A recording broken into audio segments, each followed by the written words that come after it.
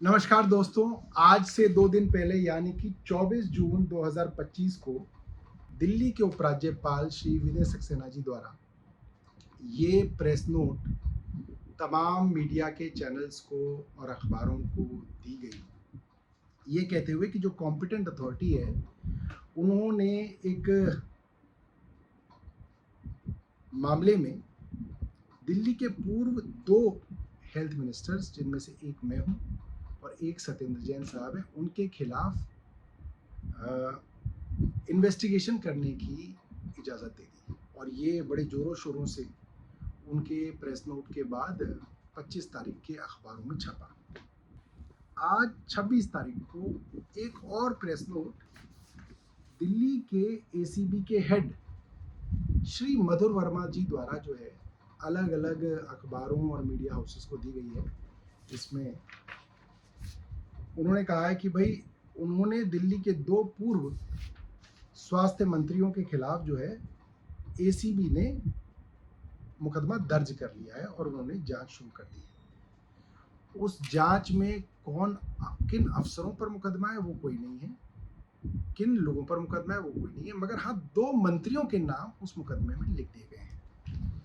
मजेदार बात यह है कि इन दोनों मामलों में, इन दोनों ही प्रेस नोट्स में ये लिखा गया है कि ये अस्पतालों के जो प्रोजेक्ट्स थे, करीब 24 अस्पतालों से संबंधित प्रोजेक्ट थे, ये 2018-19 में सैंक्शन किए गए, 2018-19 में। और एक हॉस्पिटल प्रोजेक्ट जो कि 7 आईसीयू हॉस्पिटल से संबंधित था कोरोना के समय में, 2021 में वो सैंक्शन किया गया। अब मैं तो मार्च 2023 में मंत्री बना हूं।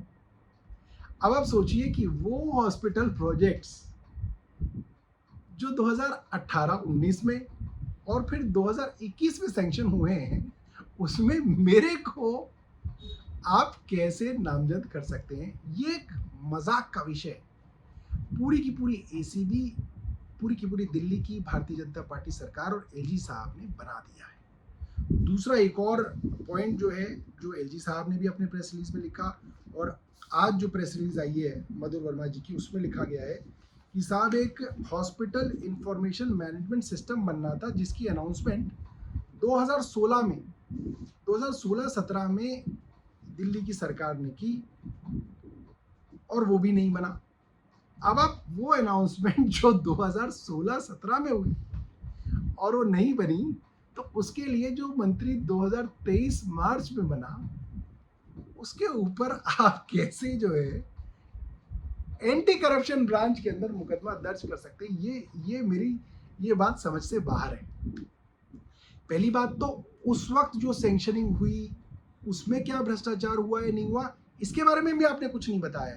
आप एफआईआर की कॉपी छपा रहे हैं क्योंकि आपको लगता है कि अगर आप एफआईआर बता देंगे तो आपका ये जो पूरा का पूरा खेल है खुल जाएगा। इसलिए कभी एलजी साहब प्रेस नोट दे रहे हैं, कभी एसीबी के चीफ जो है वो प्रेस नोट दे रहे हैं, मगर एफआईआर नहीं दी जा रही।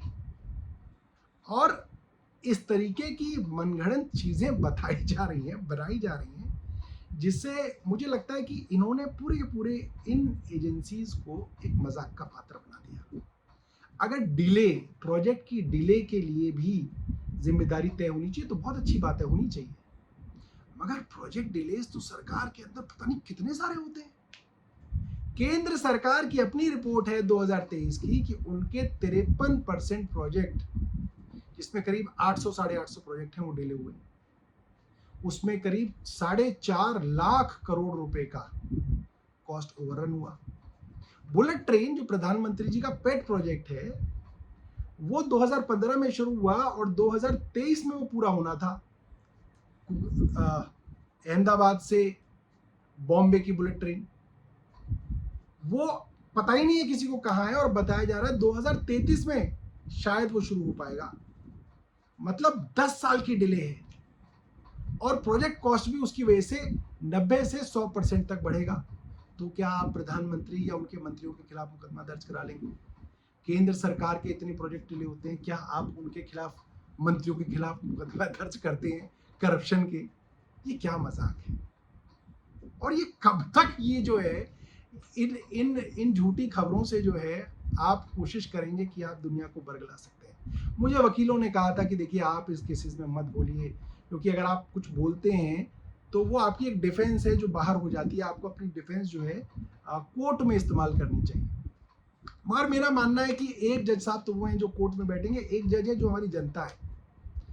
तो बहुत जरूरी है कि इन लोगों के झूठे खेल को रोज हम लोग आपके सामने एक्सपोज करें, और हर स्टेज पे जो ये लोग करेंगे, मेरी कोशिश रहेगी कि इन लोगों को एक्सपोज किया जाए, और इस तरीके से आगे जो ये मुकदमे करेंगे उसके लिए पब्लिक के मन में तैयारी हो, पब्लिक को पता हो कि किस स्तर तक ये लोग गिर सकते हैं।